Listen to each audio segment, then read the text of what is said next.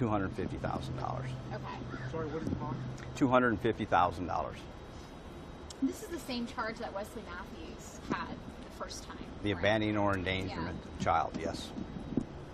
That's a felony. State jail felony. In this particular case, because there was the intent to return, it was not an intent to abandon and leave abandonment. Yeah. So more on the endangerment side of it. Yes, more on the endangerment side. And what brought you to that charge? This happened actually on Friday before Sharon was actually reported missing. That Friday, the Mathews family went out to dinner and they failed to take Sharon with them. It was stemming from what we've been told was the milk incident where they weren't able to get her to take the milk at that point in time. And so as part of that, they left her behind and they went to the restaurant without her. Do you know if there were any other adults at the home at the time? No, at the time that they left, she was not under the care of any other adult or any other person. She was left home alone by herself, and it was for that reason that you see this particular charge. So this isn't related to her death? No, it's not necessarily related to her death. It's related to the care that she was being given while in that home. Because this is Wesley Mathews' word. He's the one who's saying that she was alive when they got back. Yes, that is correct. It was Wesley that was telling us she was okay when she got back. And at what point was that interview where he gave you guys this information? We've conducted several interviews with Wesley. Obviously, the first night or first day when they reported her missing, and then we had some additional interviews with him later on when he actually came back here with his attorney, and we spoke to him additionally that day. Which restaurant did they go to? Do you know? I don't know for sure which one it was. It wasn't too far from here. We were able to determine that through some of the evidence that we got back, that they did in fact go to a restaurant that night. Yeah. In the city of Richardson? No, I believe it was over in, I want to say Garland, but I'm not positive on the exact location of the restaurant. The affidavit, I think, said North Garland. That would be correct then, yes. Yeah. Yes. Did Are we Sini still waiting Mathews on say someone? anything about? I don't know. I think we're waiting on right here. No, yeah, we're okay. Let's go. Are we? Talmudo's with us, so. So What's that? Okay, you guys are good? Yeah. Okay. So can we talk a little bit about where this is in the big investigation, because this is not related to the death? Right. This investigation has kind of been going on for a period of time now, where we have submitted a lot of stuff as evidence and for analysis. And what you're looking at right now is that we've gotten some of this returned to us. Not all of it. As you all know, we're still waiting to hear from the ME's office to get their report from them. We haven't gotten that yet. There's some other information and some other pieces of equipment that we've set off for analysis at other labs and stuff, and we haven't gotten that returned yet. But what we've gotten so far, we've been able to go through that. The investigators have gone through, kind of pieced everything together, and based upon that, they felt it was appropriate this time to make the arrest of Ms. Mathews and charge her with the abandoning or endangerment charge.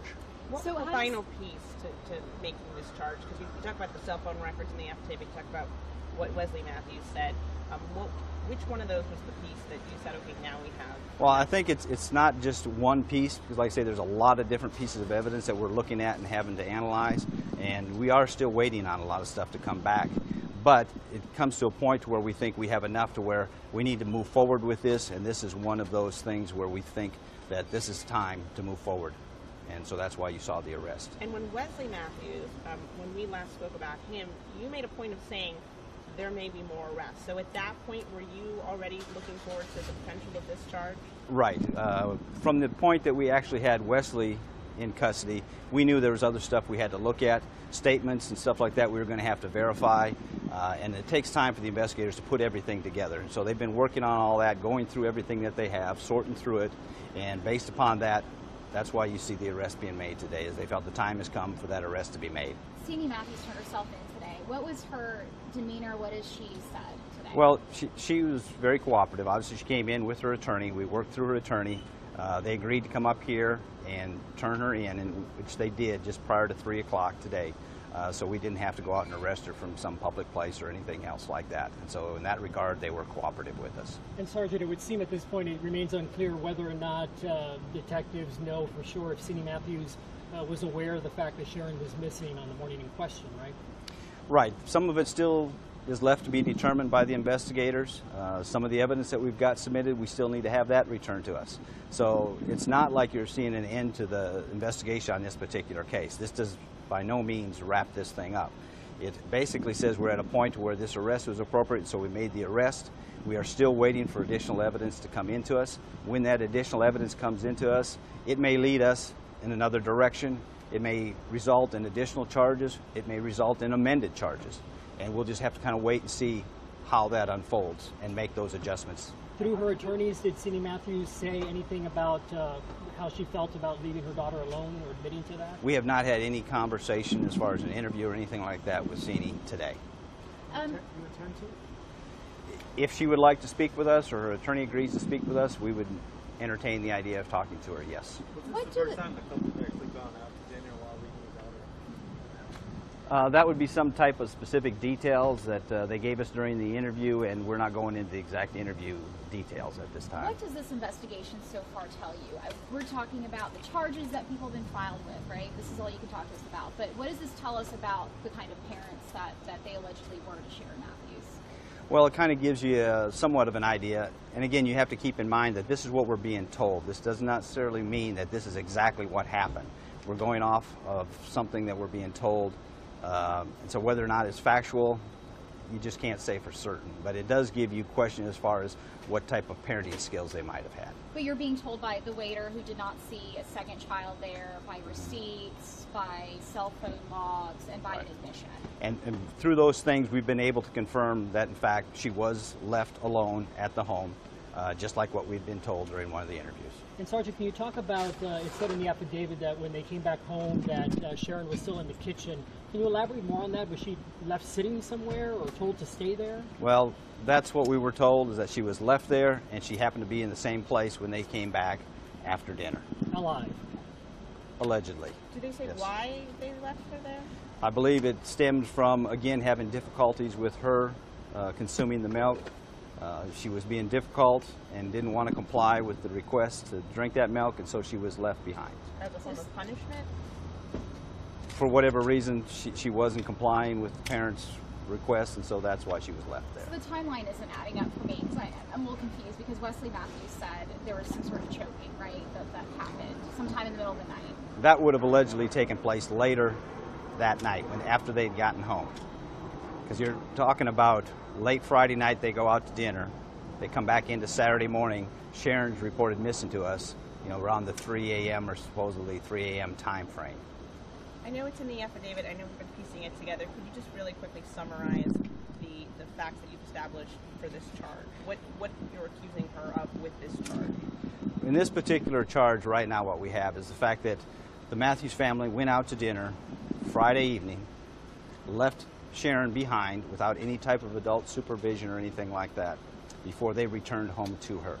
It was later then, early Saturday morning, that her father says he placed her out by the back gate, which we all know did not happen, right? And so that leads us into earlier Saturday morning around the 8 o'clock time, where they actually called the Richardson Police Department and try to report her as a missing child at that time. And do you know what's the time period between when they would have gotten back from the dinner and when she supposedly choked? Well, my understanding is it was about an hour and a half that they went to dinner, and they came back after that, and then it would have been later that night, early Saturday morning, when she was, according to Wesley, choked on her milk. And Sergeant, to be clear, Sini, aside from helping detectives identify Sharon's body, had not been cooperative or in communication with your detectives, right? The cooperation we'd gotten from Sini was the initial day when the daughter was reported missing. We spoke to her that day, as well as that evening when we went back to her to the home and went with her through the home as well as the automobiles. Then the next period of cooperation we received from her was when we asked her to try to identify some clothing items that were found on the deceased child, which turned out to be Sharon, that were in the culvert. And she looked at that clothing to see if that was possibly something that Sharon would have had on, and she did say that that was something that she would have likely have worn. It was not a positive identification or anything like that by her. She never saw the body or anything. It was just clothing that we showed to her. Did you say it was a third-degree felony? The charge right now, Yes. it's a state jail felony. And you said the bond. The bond is $250,000. Tell us again what tells your detectives that she was alive at the time the family went to dinner without her, and the time that she had this episode with the father. Well, as far as an exact time or cause of death, that's something we're still waiting to try to get from the ME's office, as well as trying to be able to piece that together as when she may have actually, passed away. How did you find this restaurant? We use cell records as well as financial records, and then we were able to contact people that worked at that restaurant to give an actual verification as far as who came in and if they remembered seeing them come in the Was door. that key to this particular charge?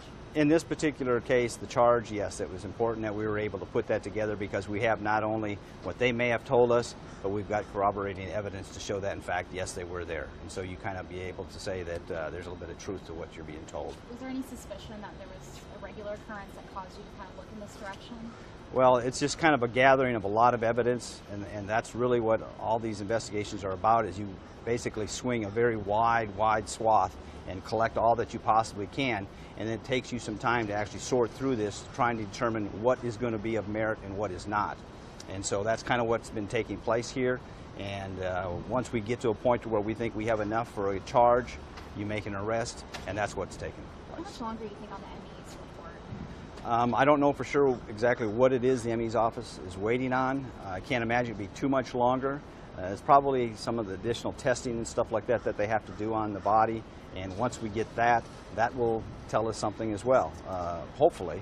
There's always the possibility that they can't make a determination, but if there's something else that comes back, that may lead the investigation in another direction. It may be something else we have to take a look at that we haven't been able to look at so far because we haven't been aware of it. Had they ever mentioned that they went out to dinner? Yes, during the initial interview they made a comment about that. Now, as far as how many of them went and everything like that, that's another story. And did you say what restaurant? No, it's someplace in North Garland, I believe, is where they went to. Was there an interview with the waiter? Do you plan on releasing that? The restaurant? Yeah, I don't. I mean, once I know what it is, I can probably tell you what the restaurant is. Thank you. Thanks, Sergeant. Appreciate it. Okay.